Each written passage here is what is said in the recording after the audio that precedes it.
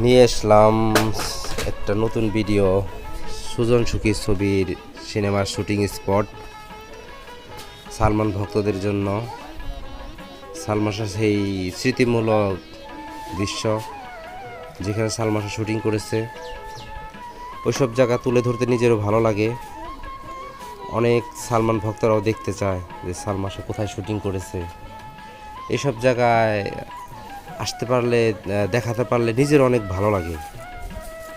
এই জন্য সালমান শাহ যেসব জায়গায় শুটিং করেছে ওই সব জায়গায় ঘুরে ঘুরে দেখি।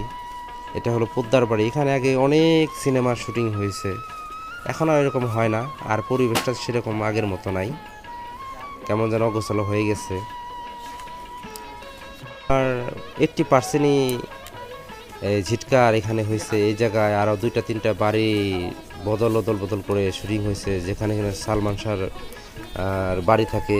এটা হলো সালমান শাহ শাবনূরকে যখন আটকে রাখে, এটা সেই বাড়ি। তারপর আরেকটা বাড়ি আছে, সেটা আলাদা, ওইটা আরেকটা ভিডিওর মধ্যে দেখাবো।